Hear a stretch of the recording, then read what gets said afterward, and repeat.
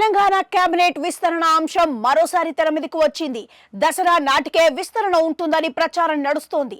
దాంతో ఆశావాహుల్లో మరోసారి ఉత్కంఠ నెలకొంది. మరోసారి అధిష్టానం వద్దకు పరుగులు పెడుతున్నారు. మంత్రి పదవి కోసం పార్టీ పెద్దలను కలిసే ప్రయత్నం చేస్తున్నారు. మరో 6 బెర్తులను భర్తీ చేసే అవకాశం ఉండడంతో ఎవరికి అవకాశం లభిస్తుందా అని ఆశగా ఎదురు చూస్తున్నారు. దశాబ్దాల కాలం తరువాత అధికారంలోకి వచ్చిన కాంగ్రెస్ ముఖ్యమంత్రిగా రేవంత్ బాధ్యతలను తీసుకున్నారు. పదవీ స్వీకారం సమయంలో రేవంత్ తో మరో 11 మంది మంత్రులుగా ప్రమాణ స్వీకారం చేశారు. మొత్తంగా 12 మంది కొలువుదీరారు. మరో 6 బెర్తులు ఖాళీగా ఉన్నాయి.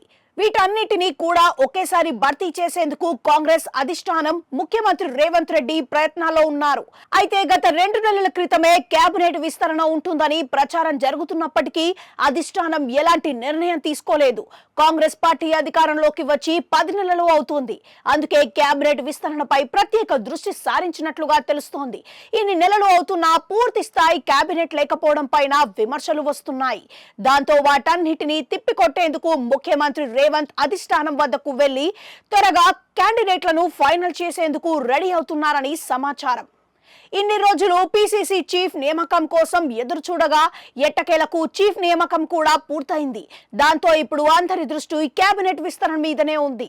ప్రస్తుతం కాంగ్రెస్ పార్టీ అగ్రనేత రాహుల్ గాంధీ విదేశీ టూర్లో ఉన్నారు.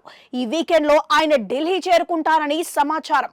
ఆయన వచ్చాక సీఎం, డిప్యూటీ సీఎం ఢిల్లీకి వెళ్లి కేబినెట్ విస్తరణపై రాహుల్ తో చర్చిస్తారని సమాచారం. ఆశావాహుల సంఖ్య పెరుగుతుండడంతో ఎవరిని ఫైనల్ చేయాలనే అంశం కూడా అధిష్టానికే టాస్క్ లా మారింది. బీఆర్ఎస్ నుంచి కాంగ్రెస్ పార్టీలో చేరిన వారికి కేబినెట్ లో అవకాశం లేదని ఇప్పటికే రేవంత్ తేల్చి చెప్పారు. దాంతో వారిలో ఆశలు సన్నగిల్లాయి. ఇక కాంగ్రెస్ పార్టీ తరపున గెలిచిన వారిలోనూ పోటాపోటీ కనిపిస్తోంది. కాంగ్రెస్ పార్టీ అగ్రనేత రాహుల్ తో భేటీ తరువాతనే మంత్రివర్గ విస్తరణపై ఓ క్లారిటీ రానుంది. అయితే సామాజిక వర్గాల వారీగా అందరినీ న్యాయం చేసేలా రేవంత్ రెడ్డి అండ్ టీం అధిష్టానికి జాబితా ఇచ్చినట్లుగా ప్రచారం జరుగుతోంది.